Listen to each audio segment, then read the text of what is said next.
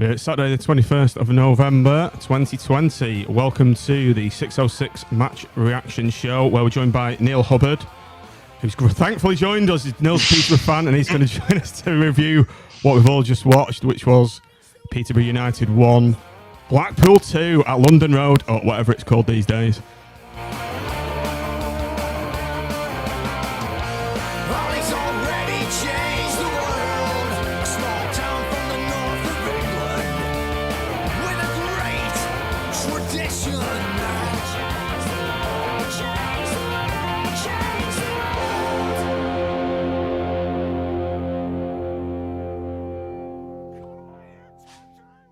Come on, you Tangerine Wizards, indeed. Welcome back to the Seasigners Podcast 606 Match Reaction Show. We've just lost Nick. He's disappeared, but there's Matt again. Welcome to everybody on the stream. Welcome to everyone on the audio pod, which will be going out later. And welcome to Neil. Neil, you joined us on the Friday night preview show. Very good of you to show up again after what you've just seen. So yeah, thanks for coming on. No, that's fine. I was hoping Tom wouldn't share the details of where I had to come and log in or anything. But as he did, I felt it was my duty to face it up and face the music and come and have a chat with you all. Yeah, fair play. But you're still flying high in the top of the league, so it's not all that bad. I'll just bring Nick back in. Nick, where did you go? You disappeared. I just completely lost all sound, and then you all disappeared. So bizarre. How queer. Right, yeah. You're not getting your thing through iFollow, are you? Because it was like watching the match for a minute there. Yeah, did all yours go a bit weird today? Was the commentary out of whack with the pictures and then the commentary all of that? Commentary was ahead of what was happening, which was annoying. Yeah, your goal was your first goal was when that happened the most. Yeah, it was. It's like and Yates has scored. It's like, is he? He's just piddling around in the penalty box at the minute, but yeah. Matt, have you got headphones at all? I can hear reverb. Yeah, I'm struggling a bit, mate. I'll have to just cope manfully. But if I'm getting to interference or whatever, just kick me out. It might have been Nick actually. I'll just mute you. I'll just mute you, Matt. And when you want to talk, I'll mute. Or can you mute yourself? Just mute yourself and then unmute when you want to come in. That's good. Nick's gone again.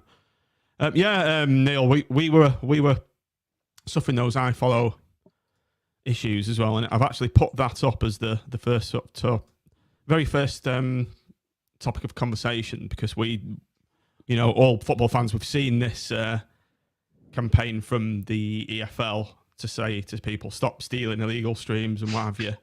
But the quality again, it's just piss poor once again. Yeah, we had an incident, I don't know if it's the same across everybody's coverage, but we had an incident, I don't know, probably about half a dozen games ago, where it just went and we just missed like a massive chunk of the game. And so then we were granted free access for an away game. I don't know how it is with you guys, but as season ticket holders at Posh, so if we've bought a season ticket, we get iFollow access for home games for free.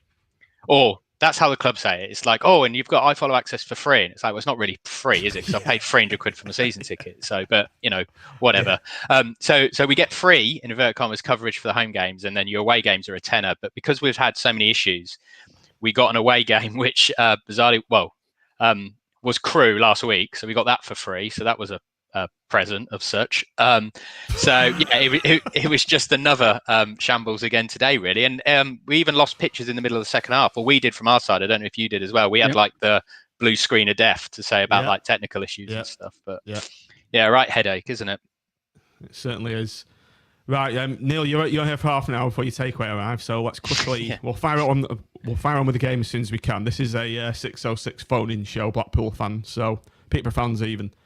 So if you want to join the call and make your comments, just do it after Neil's finished, because he's gonna have his takeaway. What are you having, Neil?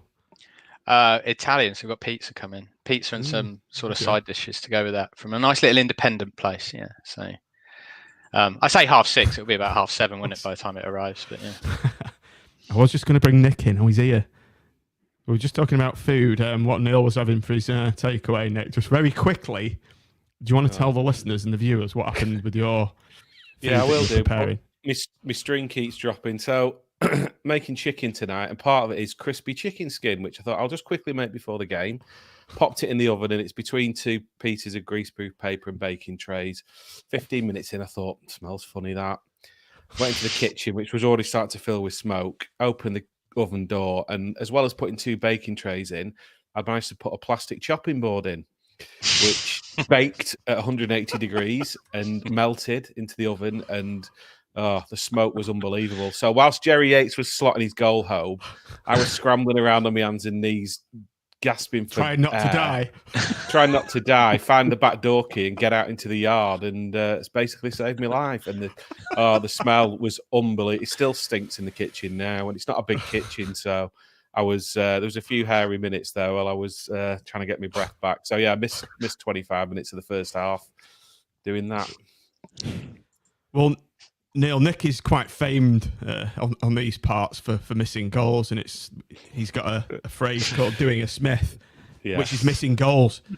If it's not going for a piss, or going for a pint, or going for a pie, or making a cup of tea while watching a stream, it's now dying of toxic fume inhalations.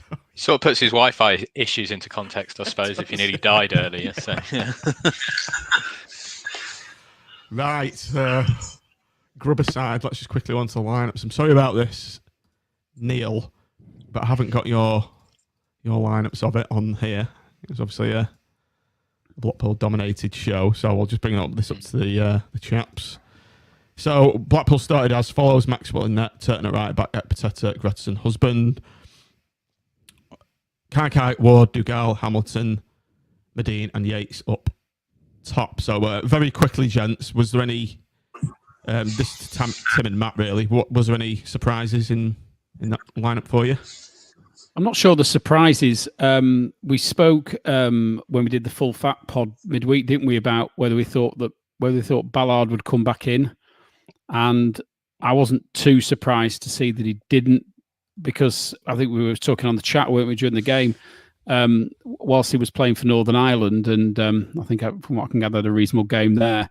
He had missed the previous 3 because of his sending off, so I was always of the view that Ballard won't come in. And I think the only disappointment, if you can call it that, probably is that Ward got the nod ahead of either I think Williams might be injured, isn't he? But or Williams or Robson. I thought, as I said on Tuesday, personally, I think Ward in a central midfield of 2 doesn't quite fit. But otherwise, I think it's pretty much what we expected. Matt, Nick, just while. Yeah, I'd agree with what Tim said pretty much. I thought Ballard might have come back in, but I can understand why he didn't, having missed those 3 games before and played in midweek. And yeah, maybe another other than Ward may have started, but and there was talk about would he pay Gabriel or Turton, and obviously went with Turton because he's probably the steadier option away from. He's got right quickly, Matt. You. Yeah, I'll agree with all of that. I think the only contentious issues we've sort of covered. He probably wanted a little bit more balance at the back, perhaps, with Gretterson being a left-footed centre half as opposed to Ballard, and Epiteta being right-footed. So I think it was fair enough. But yeah, Ward's one of those players that's caused us a few discussions in previous pods, Neil. So be interesting to know your comments on him as the game progresses and how we talk about that, really. Okay. Well, let's move on to the game now. Neil's got a shoot off after half an hour. So let's get on with the actual start of the game itself. Blackpool started like a rat out of the traps. 4 minutes, we had a chance. Jerry Yates just shooting wide, and Medine on 12 minutes as well. So, Neil, I'll come to you first. Was the writing on the wall for you in that first period of the game? Yeah, well, I sort of said it on the preview show yesterday. I highlighted about how Posh was have been so, like, I think I said, like, lethargic and slow and sloppy in first half of games this season, and how we haven't actually been playing as well as perhaps a look at the league table would suggest. And there was perhaps a couple of eyebrows raised from Tom and and Sam, understandably so. But I think in the first, 15, 20, 25 minutes, whatever of the game, it was exactly as, without wanting to pat myself on the back, it was exactly that. It was like you guys came out, you pressed KK and Hamilton wide. They were really good without the ball, pressing us when we had it, playing it at the back. You just fought, you got in our faces, which is what we said. And it's no surprise that you created chances. I said on the show yesterday, you're definitely going to score. And if you can get in our faces early doors and unsettle us, the game's there to be won. And like the first 10, 15 minutes, it was almost like, sadly, there was no surprises for my side, if you know what I mean. It was exactly what I thought it would do. And Blackpool were like, you guys were like really good. And it was just like, after about 10 minutes, it's just like, oh, here we go again. This is exactly what we thought it was going to be. So actually that Medine shot from outside the box that went wide across the ground, that was a lot closer than it looked. I mean, it was quite nonchalant. I don't know what it was like on your commentary. Our commentary was like, oh, Medine has an effort on, it's just wide of the post. And you're like, that was a lot closer than I think it probably looked, to be honest. But Yates should have scored, shouldn't he? Like right early doors as well. But no, it was sort of like, it felt like the writing was on the wall early for us for all of the reasons that I sort of said on the Friday night show, sadly. Yeah. So Tim, over to you. As Neil's just said there, the Medine chance particularly, it was a bit nonchalantly just brushed aside by the Peterborough commentary. But I don't think it was helped by the fact that there was obviously this ridiculous 5-second delay, the mixture between the actual action and the commentary. Yeah, I mean, it was just like it's just like it hit it well wide, but it was a great chance from far out, and it's just gone wide. And just coming back to Jerry Yates's chance, he should have made the keeper work, but he did very well to get himself in the position to get the shot away in the first place. Yeah, I think what we're seeing with Yates now is that he's coming into his own. Neil probably might not realise, but Yates had a very, very, very slow start to the season. It took him a good 10 games, I think, to get on the score sheet. But he's now looking like the player that we've signed. And I thought him and Medine all through the game today were very, very impressive. And my only concern is, because I'm naturally negative, is I wondered whether we were going to rue the missed chances, if anything. So, but yeah, we started well. We're making chances, and we're getting shots off now, which is the important thing. And they both look like a handful, didn't they? Right from the off, which is great as a Blackpool fan to see. Can I just remind everybody of our match predictions on the podcast we did in the week? All right, I will remind you. I said 2-1 Blackpool. Yeah, I was negative. Do you remember? Vaguely. As I was saying to Neil pre-show, I'm surprised. I'm just a bit annoyed I didn't put any money on it. But Matt, over to you then. I'll just unmute you. You're on your noddy connection. What is it with you and Nick tonight? Yeah, and these connections. Don't know, mate. I'm sort of a pessimist as well, much like Tim. But as a result of that, we're never really disappointed about anything. So that's quite a positive in a way. But yeah, I thought we started off really well, and Hamilton in particular was sort of providing a lot of width, and Kai as well. And there was it was stretching the play almost from the kickoff, literally. And it is a case, unfortunately, with us that we just don't take our chances. We're not clinical enough. And, I thought after 15, 20 minutes, this was going to be another one of those days where, we're going to rue these missed chances, as Tim mentioned earlier. But fortunately, not in the end. But the first 15 or 20 minutes was about as good as I think we've played all year, pretty much from the kickoff. I mean, Neil, you've caught us at the wrong time, really, because I wouldn't say we've been a bit of a shambles, but we had a couple of games where we played okay, first couple of games, but then we really went backwards, and we looked completely disorganised at the back, and we weren't creating chances.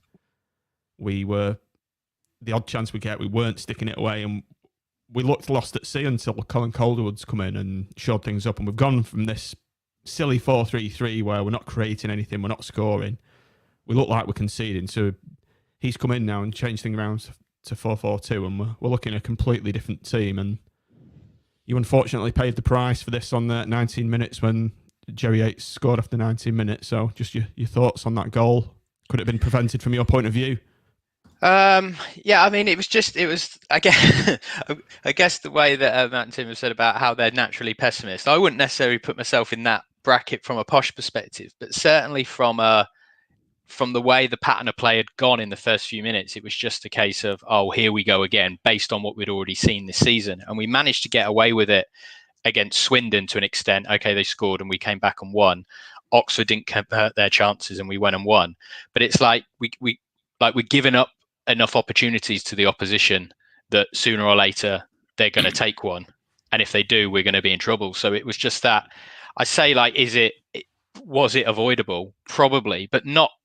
For me, it's almost less about the goal itself and the general almost apathy of our play in the lead up to it, where you were dominating. So it was less about the fact of the goal or the movement for the goal or the finish for the goal. Is it avoidable? And it's just generally like, well, we were off it from the kickoff. And so we just gave you every right to impose yourself on the game.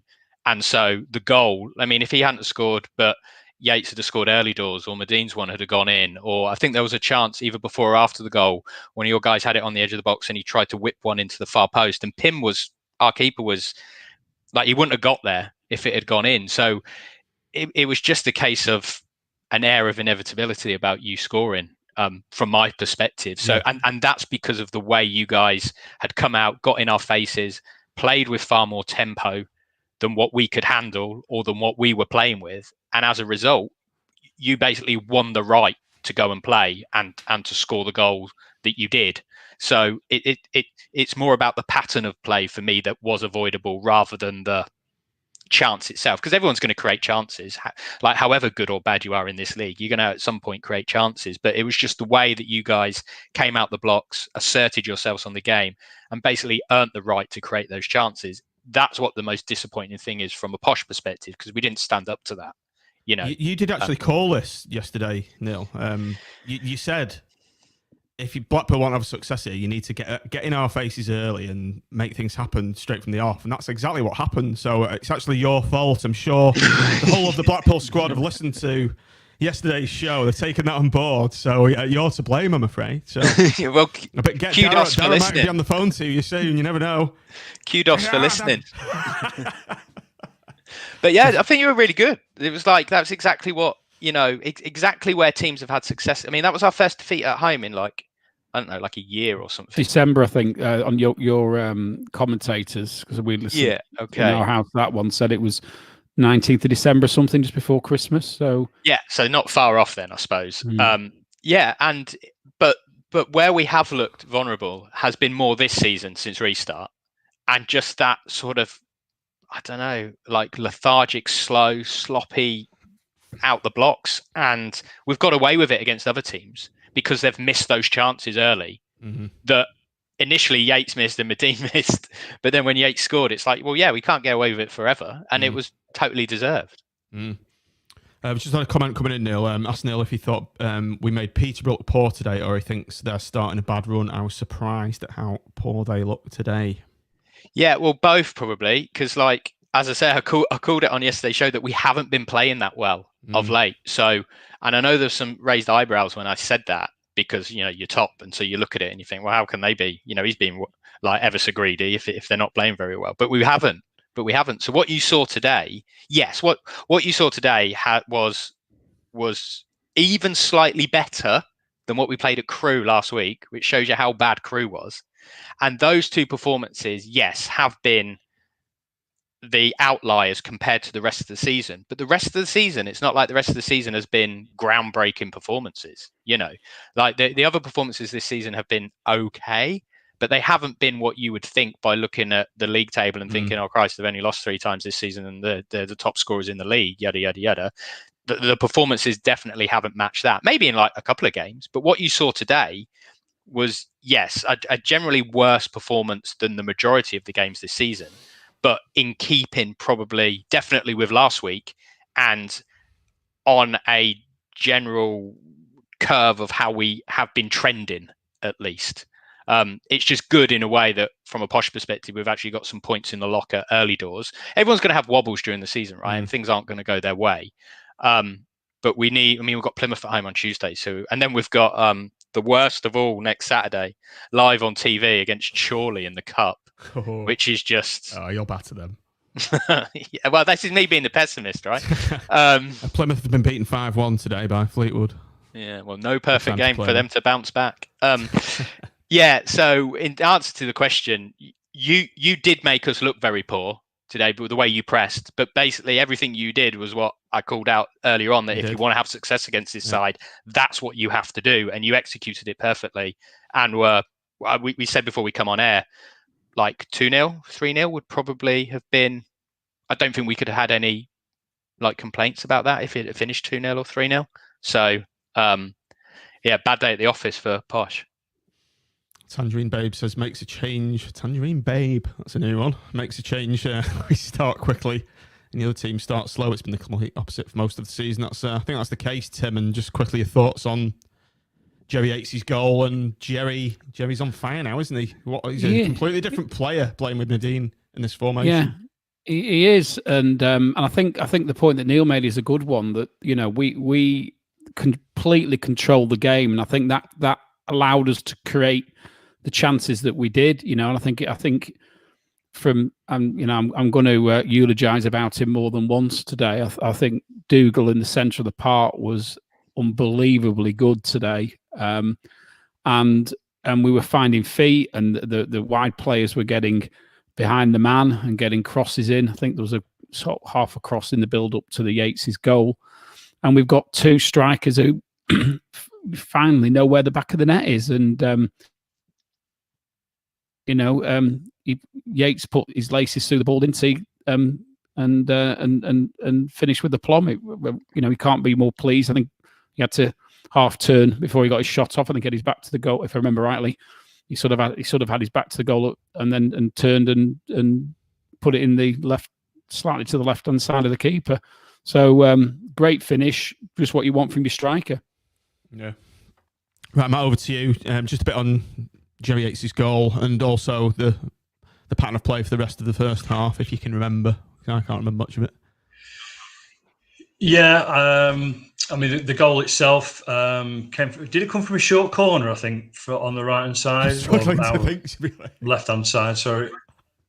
Yeah, and then the ball, I think the ball came in, and then Yates just starts to come alive, doesn't he, in the box? I mean, that's obviously what we've sort of paid the money for him to do. And yeah, I think he's turned, put 2 or 3 Peterborough defenders on the backsides, and he sort of smashed it in the bottom corner. It was what we deserved at that particular time. And then, the rest of the half, up until literally about, I don't know, the last 3 or 4 or 5 minutes, we pretty much controlled it. And as Tim mentioned, Dougal again was quality in the middle of the park. I was just a bit concerned when he got booked that might have taken quite a lot of his sort of play away from him, but it didn't seem to have much of an effect, thankfully. But the last 4 or 5 minutes of the first half, Peterborough pushed on, and we got to the half time obviously unscathed. And I think it was about almost the perfect away 45 minutes, really. I think Neil, just come back to you now for the rest of the first half. Posh did have a spell, didn't they, where they were taking control for 10 to 15 minutes. We didn't seem to touch the ball for about a 5-minute spell towards the end, and Peterborough were starting to impose themselves on the game a bit more, I thought, towards the end of the first half. Yeah, we started to get on the ball a little bit. Our interchange play between like the front three and midfield started to just be a little bit crisper and quicker and on point. And even if things didn't quite come off, I know Smodic tried to, I forget which way round it was, but Smodic tried to play a ball through for Clark Harris, and he sort of got sandwiched out of it between your 2 centre halves. It didn't work out, but it at least showed that we were starting to sort of, I wouldn't say weather the storm, because you're 1-0, because we were 1-0 down, but it was like, okay, well, we can't do anything about that now. We started to get on the ball a little bit more. We didn't create anything, but we at least started to get on the ball and start to play around a little bit more, to at least go in at halftime thinking, it was almost like they knew what was going to happen at half time, and quite right in terms of getting a rocket. And so we almost upped our game for the final, I don't know, like few minutes of the second of the first half. But I mean, it's thin pickings though from a Posh perspective to try and spin that, I think. Thin pickings. I wonder if Darren McAntony will spin that at all. I look forward to listening to his podcast. I do listen to it. Is it The Hard Truth? It's called. It is, yeah. It's a decent listen. He does say he never checks the league table till at least halfway through the season. So he's a liar then, yeah. Just going back to the first half, just very quickly. Mac makes a very good point here. I think most people don't remember the first half due to fiddling with commentaries on iFollow, and that's a spot-on comment because that's what I spent 20 minutes doing, I reckon, messing about with it, thinking it was just me. It's just, it's not acceptable. And I'll just bring this up very quickly. This is from the Blackpool board, a response to what was it, Tim? It was a kind of it was structured dialogue meeting, which you're meant to have with your various fans groups at least twice a season, I think. So it was, I think, the second one of our season that we had, and John Rigby makes the point from one of the sort of local sub supporters groups or whatever about the quality of the fare that's being dished up by this iFollow. It seemed a bit of a cop out to me. Don't know if anyone else reads into this. The service has less than 1% issues from all users, most of which tend to be user error. I didn't like that comment when I read that. It's just not right, is it? It's not true. It's complete bollocks. The other thing that really... Go on, sorry, Matt. Sorry, I was going to say it's as if that response has come directly from an iFollow representative rather than somebody from our board of directors, really. It's not on that comment. I don't know who's written that. What also, it's Linton Brown, isn't it? Because LB at the beginning. Right. The other point is that's really annoying me is the fact that it's delayed. When you're watching it, you can be...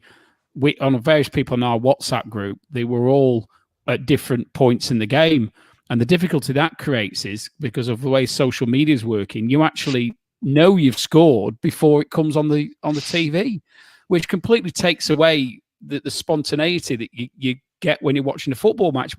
Why can't we have the game being shown at exactly the same time that it's actually being played? I mean, that's been happening since the 1950s. Whenever live football's shown, it's shown live, not with a delay. So you got things pinging in saying, get in, because somebody's ahead of you, and then you know you've scored, or you know you're going to concede one, or you know that somebody's going to get a booking, or whatever it might be. And it's just nonsense. Well, it shouldn't be happening. On the actual stream, the commentary's, 3 to 4 seconds ahead. And he said it's a goal before it's actually happened on what you're actually watching. Yeah. But I already knew we'd scored because somebody pinged in and said, get in. But even if you're watching on the official stream, the commentator's telling you the ball's gone in 4 to 5 seconds before you've actually seen it on the screen.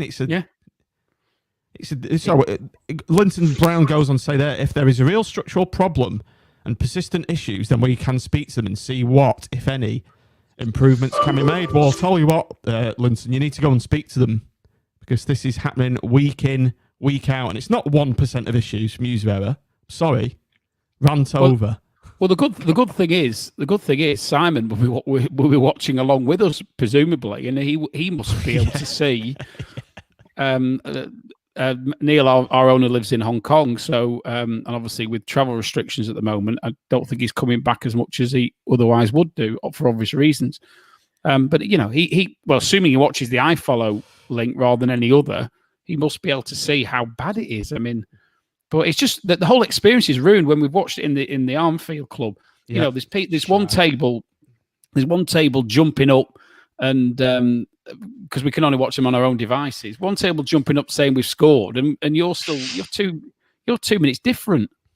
It's just so poor. The thing that gets me about it is as well, like in the Premier League, when there was that uproar quite rightly over the pay-per-view cost of it being like 15 quid to watch a game, and how that is not perhaps ethically correct in the times we're living in, blah blah blah. And then you've got football league clubs, but like football league fans have got to pay £10 to watch their team, which doesn't get spoken about because it's packaged in this way that is, well, if you don't pay, then your club's going under.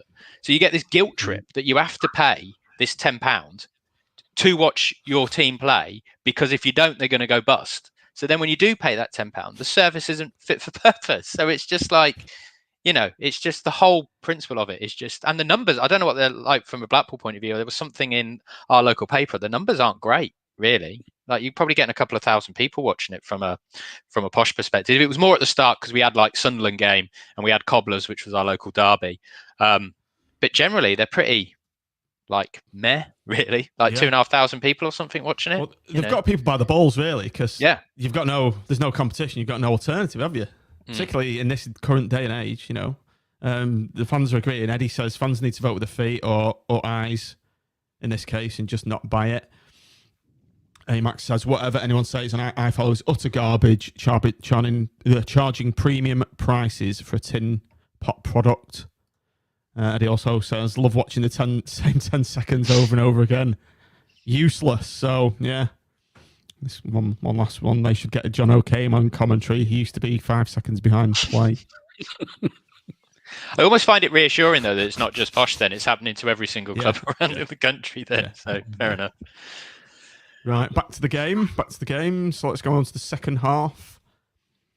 I did a Smith in the second half because I just missed the kick-off with the second half, and your commentators, Neil, were saying there was a bad miss by Kai.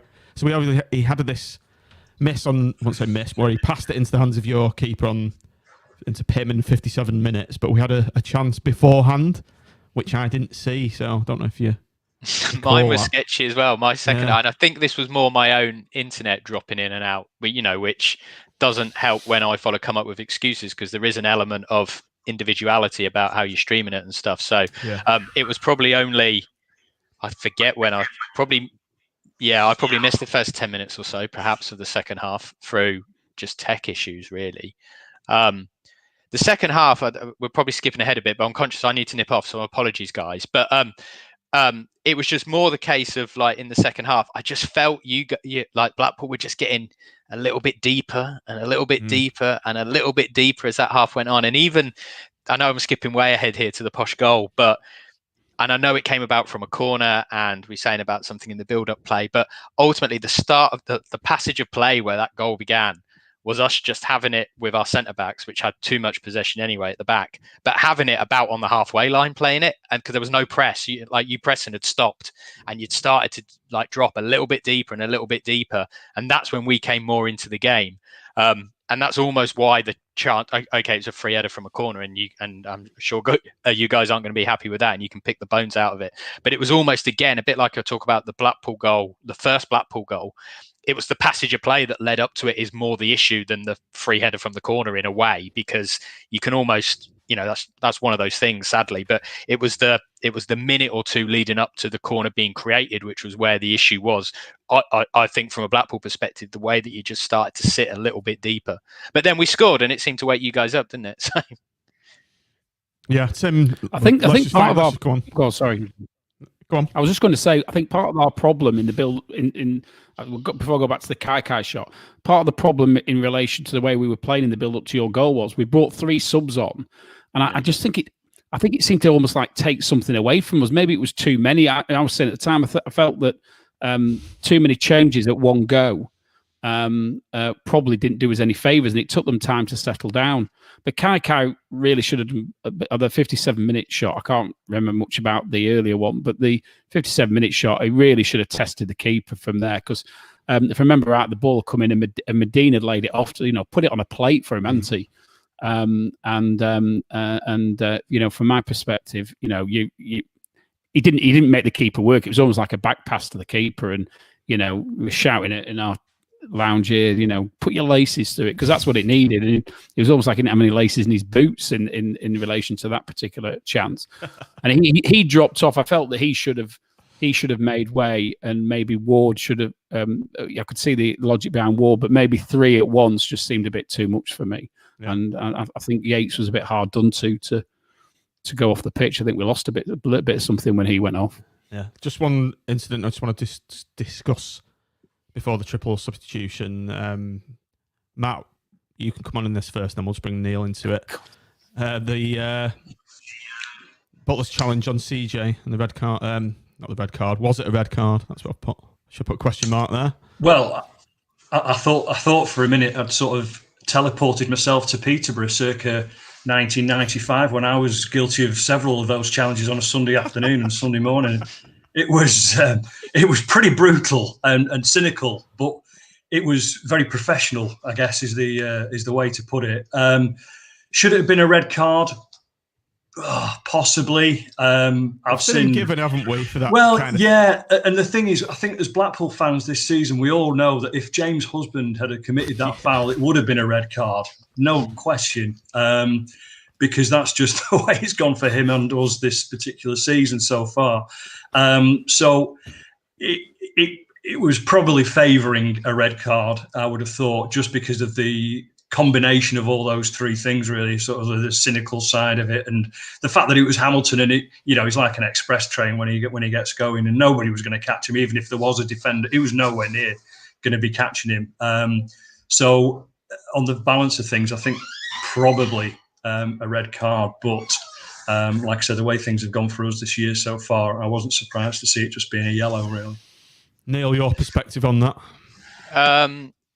It's probably one of those where you can see why he's only given a yellow, because of there was another guy there, and you can't, and you can't necessarily say, well, he can't run as quick as he, so he wouldn't have got back and challenged it. I guess he's given a yellow because of the covering in inverted commas player, but if the boot's on the other foot, it's one of those ones where that's a red card because he's clear through on goal. So I can almost, I guess I'm sort of sitting on the fence a little bit, because I can see why it's a yellow. I can see why the ref has given a yellow card, but in the way that you just view that challenge in the context of football, it's a red card, isn't it? So, it's probably a yellow and a half, isn't it? Probably the card, but I can see what colours you get if you mix red and if you mix those colours. Yeah, get a tangerine. I've got a tangerine card. So I can see why he was only given a yellow, but I'd be pretty aggrieved if the boot was on the other foot that it wasn't a red, because of the way Hamilton would have just cleared the covering guy anyway. Maybe there's a proposal for a rule change and a sin bin. Yeah, a tangerine card. Tangerine card to go into the sin bin.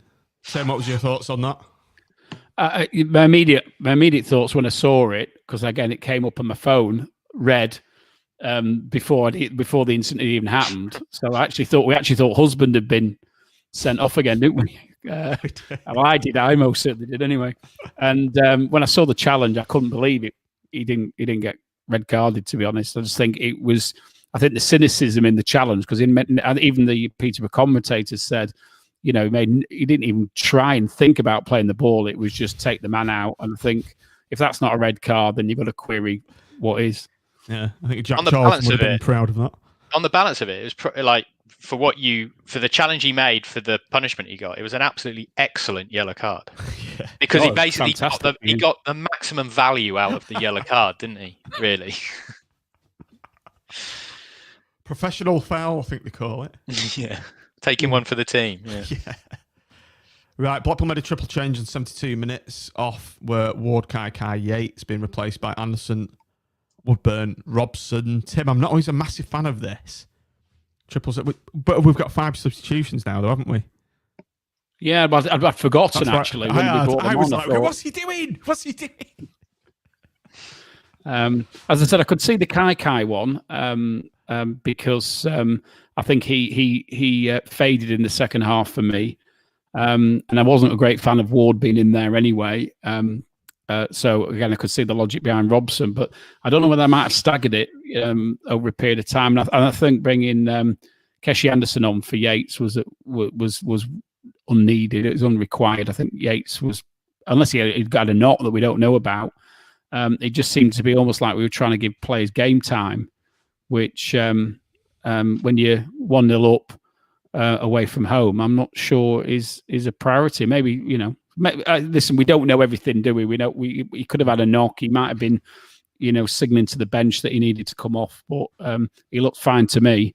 And I was a bit disappointed that we made the 3, because I just, we've all, even in junior football, you just see, normally making, unless there's a real need to make substitutions like that, which sometimes if you're getting battered and you have to change it and you change it quickly, then you can understand it. But when you're winning a game against top of the league away from home, I just felt it was a risky. Too much. it was a risky thing to do. Yeah. Right, just before the Posh goal, we've just got one more game incident that we want to discuss about. We'll get this done quick so Neil can go. Dembele booked for diving on 80 minutes. I was listening to the Posh commentary, Neil, and they were saying, he's unlucky, maybe if a bit of luck's going our way, we'd have got that. I was like going, he's acting like he's unlucky he's not got that penalty. I thought it was a disgrace what he did. It was... there's gamesmanship and there's gamesmanship, but it was totally obvious, wasn't it? It wasn't disguised in any way, or he didn't get clipped. He was just miles away. So your thoughts on that? Yeah, well, I don't disagree with anything you've said there. Like, the annoying thing for me, and I'm sure we've all had incidents of this in the past, it's just like when a player does that, it's just like, you've got no need to go down. You could probably get a shot off there. I know there was a Blackpool guy that he was running into to an extent, but we had another player over. And another player over there, if he got a toe poke, if he stayed on his feet, he may even get a penalty from the next guy, because he might be able to poke it away and he might get clattered, or he can get a shot away. And it's just a lack of, like, in a way, he's obviously, in inverted commas, trying to do his best to get something out of the game, however awful that is. But it's just a lack of awareness in terms of the game management of the situation as well. It's just like you could have scored if you'd have just stayed on your feet. You know what I mean? And it's just, I'm probably avoiding the issue a little bit, because it was just, awful. And cheating at the end of the day, isn't it? Yeah, exactly that. And like your guy, I don't know who made the challenge in inverted commas, but it was nowhere near him. So fair play to the ref as well for standing up to that. So that, we'll give him some credit. But it was just annoying, because it's just like, you could have, I don't know, you could have had an effort on goal. You know what I mean? It's the frustration for me as much as anything. I totally get your point of view that it's like signaling you cheating, blah, blah, blah. And I totally support that. I'm looking at it more from a point of view of, like, we could have got something out. It's just a waste. And then it just kills your momentum, because quite rightly I thought Blackpool game managed the situation generally okay in the game. Once you went back to being 2-1 up, there was a lot of injury time. And you managed that really, really well. I thought that was really impressive. But it was also, at that time, it was only 1-0. And then it was a yellow card and Dembele was down. You just take your time with it. You sort of like diffuse the situation as well. So I thought Blackpool did quite well to almost, it was a positive because you got booked and you got free kick, but you almost turned it into a positive for you as well in terms of how you managed it for the couple of minutes as well. But yeah, it's just, I don't know, just exasperating really, isn't it? But exasperation changed into elation on 84 minutes. Yeah, I actually said on the show yesterday that, like, Posh have had 14 different goal scorers this season. Yeah, I remember it. The only two that haven't scored are centre half, so I remember it. And it was both their birthdays today, and so thanks very much for giving them the present of a free header from a corner. But so that's 15 different scorers now. But yeah, it's pretty. Centre halves then? Was that what you? Yeah, that was the centre half. Yeah, that was one of the two who hadn't scored yet. That's funny. Yeah. So finally a half decent ball into the box. I know he got a free run and free header, but he's a centre half, so he's still got to put it away. I felt it come at a time when we'd started to get on the ball a little bit more. We've already sort of talked about it. I felt like Blackpool was starting to sit a little bit deeper. The energy that Hamilton and Kai had they already gone off by that point? No, I think they were still on. Kai had just gone off. Sorry, yeah. The energy of the pressing of those two wide and Yates. And I agree with him saying about Dougal being really good. I thought he was excellent pressing, and it just started around that time. And I think you're probably quite right with the substitutions around that time. And you put in a lot of energy. I think around that time, probably just started to sit a little bit deeper. Yeah, started to sit a little bit deeper. I know that then Johnson Clark-Harris maybe hit the bar. I think he was offside. But all around that time, we were starting to just get closer to your area, basically, closer to the box. With you guys sitting a little bit deeper. We still weren't creating anything really, but it sort of felt like, Blackpool have gone a bit into their shell here. I'm not, if you just stayed on your front foot, like having watched Posh and recent, all this season, it'd be like, you should just keep having a go. If you keep having a go, you're going to create more chances. But human instinct, I guess, you just sort of sit a little bit deeper, and we got the goal that we definitely didn't deserve. But it seemed to spark you guys. It seemed to put a rocket up yours, really. Because then you came out and started doing what you should have been doing all along, really. Having a go, and you created, a good chance that, Medine in almost slow motion seemed to go really slow, didn't it? But Hamilton the creator again. So yeah. Gary goals, Tim.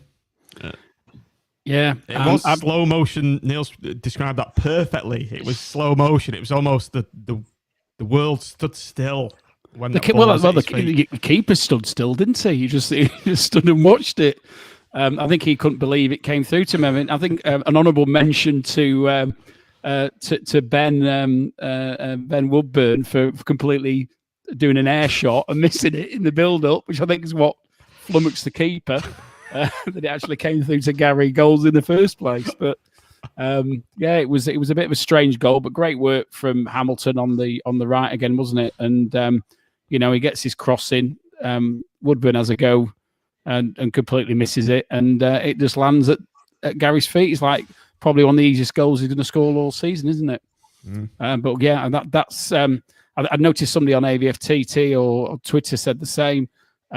That it was an out of your seat moment, wasn't it? Because probably for the first time this season, where you've literally to score a 90th minute winner away at the league leaders, it's the stuff of dreams, isn't it? It's the stuff. Well, particularly bearing in mind the rubbish we've had to watch in some of the games earlier on in the season. Let's not forget that we've only won one game away in the entire calendar year. Yeah. So that makes Neil feel better. That's the perfect way to break that home record that we haven't lost at home for about a year as well, isn't it? It was the perfect goal. I was thinking from a Blackpool perspective, sort of 1-0 up, then back to 1-1. The home side of a top, perhaps like getting a little bit more on top, and then you go. I say nick it late on. I don't mean it like that. Smash and grab, and then you go and score. It's just the perfect goal that you'd want to be in an away end at, isn't it? And going absolutely mental at. Yeah. Going around grabbing random strangers, right? Yeah, exactly. Going mental, that kind of thing. Yeah. I just saw that comment then from Dennis. I think he's been very kind. Just for the benefit of the audio pod, Dennis said Woodburn's was obviously a dummy, not an air shot. Perfectly crafted dummy, yeah. But no, it was everything that Blackpool deserved out of the game. It was almost like you may, and I presume it's something that we can all relate to. It's just almost like you made far too much hard work of it to actually end up with those 3 points. It should have been a far more, after the first 20 minutes, whatever, it should have just been a far more, dare I say, routine sort of game, really. But it was justified in the end. So there's definitely no complaints from the blue side of this podcast. Right, I think the game just kind of petered out, didn't it? It was good main game management, Matt, from Blackpool for the final. Was it 6 minutes went up? Yeah, that's right. And I think the goal scorer Gary Medine probably had about the ball in his possession for about 5 minutes of those around various corner flags and touch lines. So it was although it was sorry, but I was going to say apart from that. How many minutes extra time was it? Was it 6 or 8? I can't remember now. I think it was 6. It was meant to be 6, but it ended up being 8. Yeah, because of Maxwell's. That's he got injured, didn't he? When the header hit the. When did Clark Harris hit the bar? That was it. That was it. Actually, yeah. I think about 3 minutes into injury time, it was. Yeah. It was like Maxwell collided with the post or whatever. It was a good Neil. It was a good chance, though. It was a. Would you expect him to be sticking that away? That's why we paid the money for him, I suppose. Yeah, it was the first time we probably, other than the goal, an actual good ball into the box that plays to his strengths of the big sort of, He's not big, marked either, is he? Yeah, exactly. It was he was offside though, wasn't he? That was the issue. He was offside. Yeah, I think he was. Yeah, it was a tough angle for him. It was a tough angle as well, but it probably just summed up everything really. Like a good chance that he perhaps should score, but he's offside anyway. So, one of those days, sadly. Yeah, there you are, Neil. Neil is great. Can we have him on every week? Well, Phil, that's very kind. If he becomes a Blackpool fan, he can, yeah. Well, I'm a good luck charm, you see. I could follow you around the country, just giving views on the away team, you see. There you go. We can put on a different away top each game, yeah. You can be a correspondent, I think that's what it's known as, isn't it? I think yeah, exactly. Phil will know that, because Phil actually works for ITV News. He's a Blackpool fan who works in the media circle, so yeah, cheers, Phil. Right, Neil, we'll let you go. We'll let you go and get your takeaway. I did hear the doorbell go. And a few other crap. Yeah. No, but thanks very much for having us on, guys, both yesterday and today. Really enjoyed it. congratulations for today. Thoroughly deserved. And best of luck for the rest of the season. Well, we'll have you back on, won't we? When we play you, when we play Yeah. the second time, I think we'll diarise that one. Definitely. Yeah, no problem. We'll be happy to come on and chew the fat over the reverse fixture for sure. Hopefully 6-point haul for us. Maybe not. Right, cheers, Neil. Thanks a lot, mate. Yeah, no problem at all. Take care, all, and speak to you soon. Catch you later. Bye-bye. Bye. Cheers, Neil. Great perspective, that, wasn't it? It was very good. Do this again. Yeah, absolutely. Right, there's only 3 of us left now. No Nick, no Neil. So I think we better do man of the match. Listeners, your chance to shine here. Leave us your man of the match in the comments. We'll go through them as they come in. Tim, you first. I'm going for Dougal. I just thought we're a different team with him. In the side.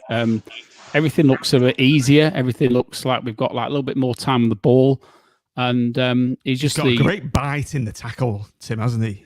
Do you know what I was in a bit of a chat on one of my message groups just after the game, and somebody said he's a bit like Keith Southern, isn't it? You know, he reminds me of Keith Southern, and I said he reminds me of Keith Southern, and no disrespect to Keith, but he's better on the ball than Keith for me. You know, he's Keith, you know, it's almost like a combination for me of Southern and Vaughan, and that's a great compliment to him. And you know, I might be seen as, you know, I don't mind being his cheerleader, because I think the reason we are the better team than we were a month ago, 2 months ago, is because he's in the side, and that's and that's why I've given him the man of the match, because I think the reason we had as much possession and the reason why we created the chances we did was because he dominated that central midfield spot.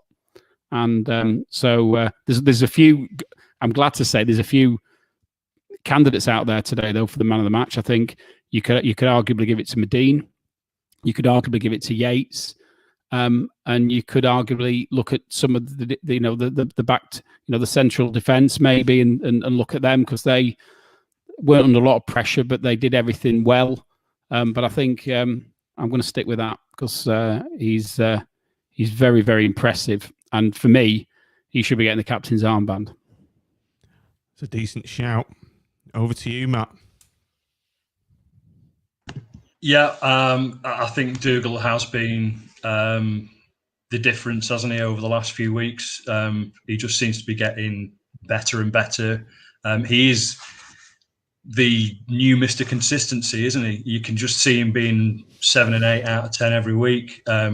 He provides a good link from the players at the back into the midfield. He's comfortable on the ball, can just knock it 4 or 5 yards to the next central midfielder, or do the dirty work and get stuck in there. So he's just what we've been missing, and he does provide that sort of midfield spine, at least, to the team. So he did have an excellent game. I thought Raggy's favourite player, Marvin Egg Potato, had a great game again today. I thought he's just getting better and better. And I'll be honest, I mean, I'm biased because I sort of used to play a little bit in centre half position, and it's like a goalkeeper in a way. You're always there to be shot at, literally as a goalkeeper, I guess. But you're always there to be shot, because you can't, one mistake and, you know, it lets the centre forward in. Whereas certain other positions you sort of get away with it. But he was exposed earlier on in the season with a lesser central half partner, and I think now he's growing in his own confidence. But I think, considering how he started the game and the fact that Dougal he did get carded relatively early on, certainly about half an hour or something like that, and then he managed to keep his game going with that sort of hanging over him. I thought it was testament to. I think he's a cracking player, and for those who don't know, he's just moved in next door to my mum and dad as well. So I must congratulate him at some point. I forgot you told us about that. You need to get round there, Matt. Yeah, we do, don't we? You do. Yeah, I'll badger him. Get him on here. I have to agree with the pair of you. I thought Dougal was just magnificent in midfield, breaking the play up, tackling, moving the ball, getting it out wide, just doing everything that you want from a combative midfielder. And Yeah. Like you said, the word I was going to use was spine. I think what he does is he brings the best out of other players as well. I mean, to be honest, I know we have work, doesn't he? Yeah, he does, and we had our doubts about Grant Ward particularly playing today, but actually Grant Ward being alongside, or Dougal being alongside Grant Ward, should I say, probably brought the best out of Grant Ward. So, I think that's what he's done. I think he's raised the level for everybody to sort of say, this is what we have to do. And I can imagine him being a captain type of person on the pitch, definitely. Whether he wants the armband or whether he needs to have the armband is a different thing. But as long as he's doing his job and he's pulling the strings and pulling everybody up alongside him, then that's good enough for me. In fact, for the first goal, going back for Yates' goal, if I remember rightly, they were in possession, and he's the one who dispossesses them, and then we create the goal from that. And he took a chance with the dispossession, because a lot of players would have stood off and just let them keep the ball, but he went in, nicked it, and then we break down the other end and score the goal. So. He's very, very impressive. And to be honest, and just generally, in case I don't get the chance to say it again, that's the first time since the start of the season where I've seen a Blackpool side that is capable of getting promotion. And that's an unbelievable turnaround from October. Isn't it? Unbelievable. Yeah, we can start getting giddy again now, can't we? I mean, look at those tables that we did at the start of the season. I think we were right after all. Right, I think this is Raggy, Clueless Act Patata. Raggy, can you hear us? Or is it Marvin? He's not sorted his tech out. I'm guessing it is Raggy. I'll just remove him. So, what have we got coming up from a Blackpool perspective? We've got an away fixture at Doncaster Rovers on Tuesday, the 24th of November. The game's coming thick and fast, gents, but as Tim's just said, that has got to give us a massive confidence boost going into that game. Unbelievably. I mean, I think, we're looking now at the possibility of I would say we're going to go into that game, the team, the manager and the fans thinking that's another potential 3 points for us. And, I was the doom and gloom merchant, even recently as last week or two, where I thought we'd really struggle to pick up points in this run of games. And that all of a sudden, my confidence has gone up a fair few notches, and I'm looking forward to it. And I'm looking forward to seeing whether we can repeat what we've done today. Just looking at that league table there, Matt, that I've just brought up on the screen.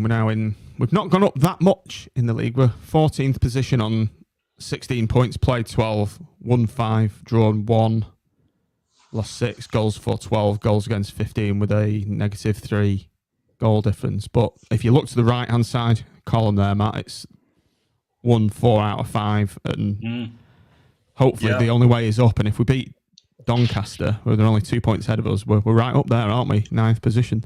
Yeah, absolutely. I mean, winning breeds sort of confidence, doesn't it? The players seem much happier in their roles, and the commentators today were saying that the 4 wins that we've had were only against the 2 bottom teams and Leeds and whoever.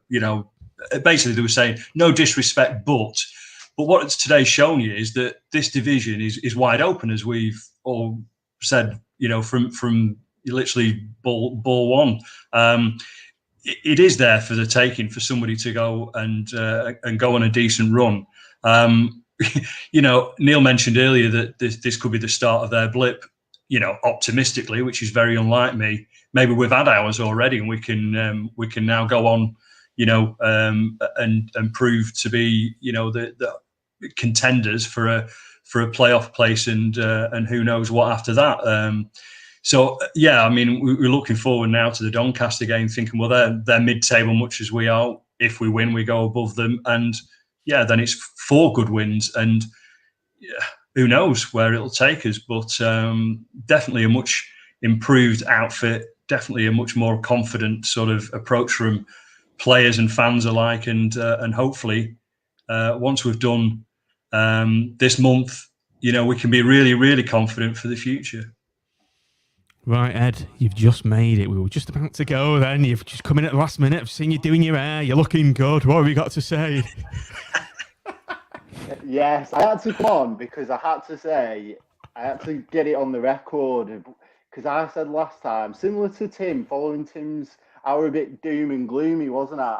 But fair play. Critch, Calderwood, whoever in the back room, the players are gelling. They're getting going. They're understanding each other now. And I said last time, look, we've only beaten Burton and Wigan. Chill out. You did. Fair enough though. This is why I had to come on. I had to come on and set the record straight for posterity, right? Because I had to get out there. He went to the top of the table, dominated them, and made them look clueless. It was really, really good to watch. I had to get some positivity in. A quick one. I'd say. Very good. Well done to Critch. Well done to players. Dougal, man of the match. What signing he is. But yeah, had to come on and say it. Class. If you're an alien and you've just come down to watch that game, you'd think that we were the team at the top of the table and they were the mid-table languishers. Yeah, definitely. Yeah, and it's good to see. And I've been a bit critical of Critchley and sort of, by extension, the club of how they've started off this season. And they got a bit ratty at the AGM, didn't they, about some of the comments that people had. But we had a few concerns, and it's because we weren't changing stuff on the pitch. But credit where it's due, they've learned, they're building up an understanding, and we dominated top of the league today. So I thought the next sort of 8 games, was it Peterborough to Portsmouth, were going to be really tough, and it was sort of going to see us languishing around the relegation zone. But fair play, it's changed my mind. Similar to what some of you boys have said tonight, it's changed my mind. I think we're going to do really well. If we do well in this next 8 games, 7 games now, I think we could have a really good season. So I needed to come on and say it and set the record straight. But yeah, cheers for having us on. Cheers, Ed. Thanks for your point. Ed. So we talk and the board listen, don't they, Tim? It's all down to us, really. It's becoming too much to be a coincidence, isn't it? We're taking the glory for this. That Peterborough game, that's on us. Yeah, absolutely. I mean, this is it. We're just the preachers, aren't we? At the end of the day, it's the congregation who need to listen to us. It's nice to be listened to, though.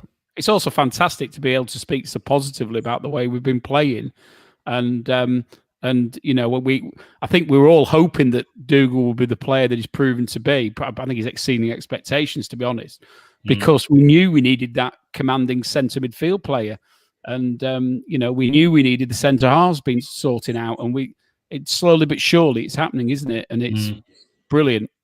Yeah, Christopher Lang's just come on the Facebook chat there, and he said, difference over the last few weeks is we're looking more and more professionally savvy and less academy. Matt, I think that's hit the nail on the head there.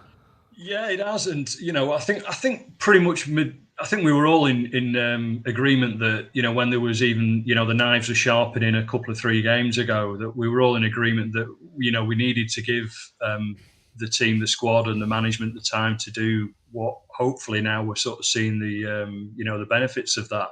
But it's great that, hopefully more people like Ed can, and we've all done it, we can all eat a little bit of humble pie every now and again. And we don't mind if Blackpool are winning, we can eat it every week. It's not a problem. We do look a bit more professional, a bit more like a League One outfit. And I think, the fact is that we can go to the top of the league, albeit 10, 12 games in, and win gives us, so much more confidence for the next few games, surely. It's the 4-4 effing 2 that's done it. Who'd have thought it, eh? What was that called? What was the Mike Bassett. 4-4-2. Right, I think we all deserve a drink now. After that, we deserve to have our tea. I haven't had mine yet. A nice homemade lasagna that I made myself that's not infused with various chemicals. It's got melted cheese on top, not melted plastic. Tim, just before we go, then a very poignant message has come in from Chris Lisgo Priest. Just tuned in we should have mentioned this, but I don't know if it's mentioned, but a great performance and results. That one was for Warren Green. Rest in peace. Condolences to his family. So, yeah, a bittersweet moment there.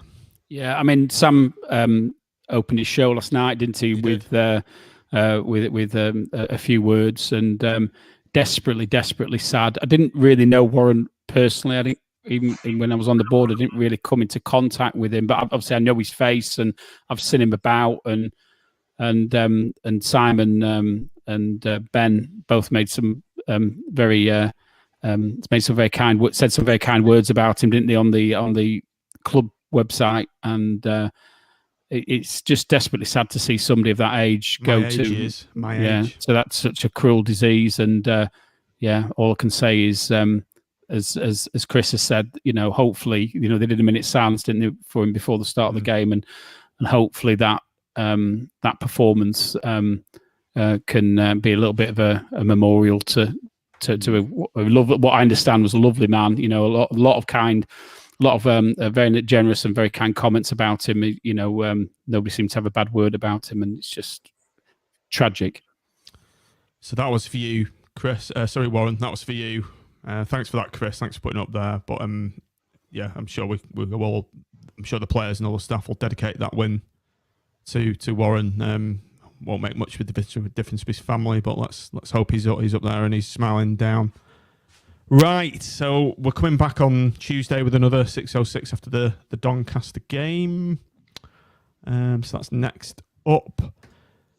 Please do like and subscribe to this show. If you're listening on YouTube, just press the subscribe button, press the like, press the notification, helps us grow, because everybody needs to see and hear this great content. As Mick has just said there, I could listen to you all night, John. Brilliant entertainment. Well, he needs to go to sleep somehow, doesn't he? I can't take all the credit, Mick. I can't take all the credit. I'll take most of it. Yeah. I'll take most of it. These guys, they're all right, I suppose. But yeah, it's all me. It's all me. It's not really. It's a great team effort, this. And what a show it's been again, gents. Thanks to Neil. Thanks for coming on, Neil. You've really made a difference to this show. Thanks, Tim. Thank you. It's very abrupt, but good to have you on. Thanks, Matt. No problem. A trooper with all your tech problems again, but you've come through. Just about. I need to invest in one of those Wi-Fi extenders, definitely. Yeah, I told you. I know. Link. You know best, John. So just before you go, everyone, I'll just bring this up. Subscribe to the channel, subscribe to the podcast, subscribe to our Patreon. Get rid of that. And all that remains to be said is thanks for downloading, thanks for listening, and up the pool. Up the pool.